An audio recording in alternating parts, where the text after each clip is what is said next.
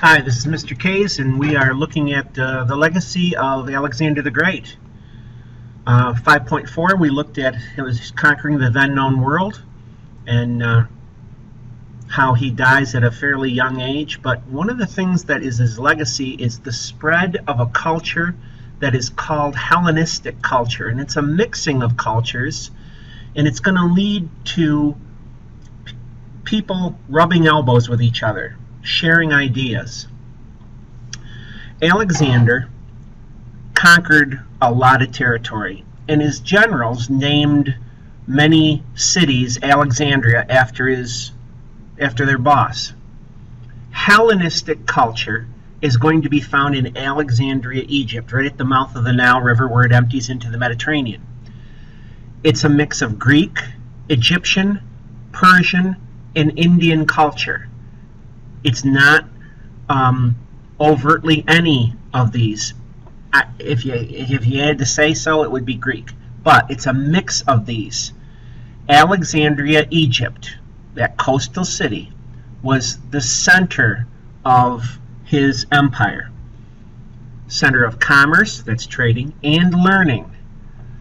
In the city of Alexandria, they had a harbor, museums, statues along the roads, a lighthouse, a library where you have manuscripts of Greek, Egyptian, Persian, and Indian science and literature, a zoo, and art galleries. It was a very sophisticated city for its day in ancient times.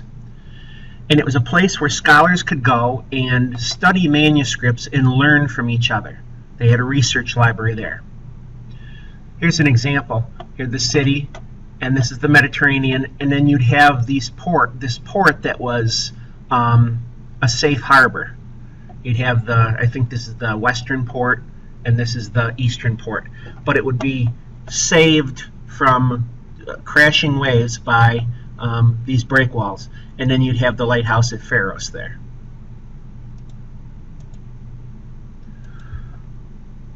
Science and technology is going to be advanced, where we have a shift from Athens being the center of learning to Alexandria. And it's going to provide science knowledge all the way up until like the 1500s. Some important folks. Eratosthenes is going to, through math and observation, estimate the circumference of the Earth at about 24,500 miles. Now, did you get that? The ancients knew the Earth was round. The ancients knew the Earth was round, and it was pretty close. It's within a couple thousand miles. Euclid is a math guy. He is going to be the father of modern geometry. He wrote a treatise called Elements that becomes a textbook for geometry. Archimedes is a scientist who calculated the value of pi to 3.14, worked with levers and how it can do work, compound pulleys, being able to pull heavier loads very easily, the mechanical screw, where you can bring water from lower to upper parts, and then the catapult. So he's involved in physics too. Philosophy and art. We have new schools emerging here. Remember, you have the sophists in ancient times. You have Socrates, Plato, Aristotle.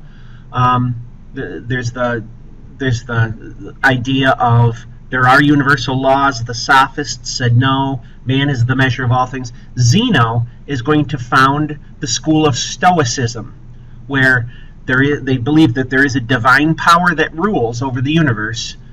They should not let emotions like laughter, hatred, lust, greed, envy overrule you. Live in harmony with nature. Don't let your emotions betray you. You have another school called Epicureanism. Epicureanism. They believe that the only thing that is worth taking in is experienced by the five senses. Touch, taste, hearing, seeing, these ideas, okay? The greatest good is pleasure, and the greatest hope is that there'd be no pain. All things in moderation.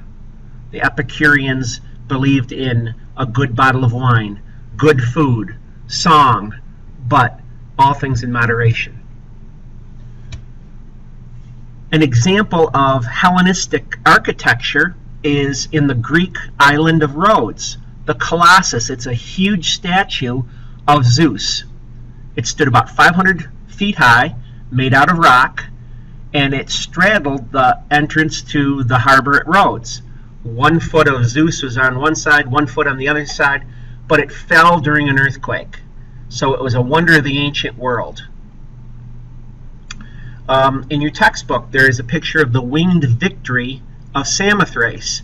It shows realistic stone statue of a goddess with wind blowing through her toga. The stone, as it was sculpted, looked like the wind was blowing, and it was pretty neat. And then you'd have detailed wings on this goddess. By the way, goddess name is Nike. Familiar? And then art is going to depart from what we see in ancient times with the Greeks, order and balance. Everyday objects were common. Everyday objects were common, and they were celebrated. Instead of worrying so much about chiseling statues of the gods, you'd see more everyday scenes. Well, this is Mr. K's, and we are done with 5.5. In fact, we're done with Greece. So Alexander's legacy lives on. We'll see you down the way. Bye-bye.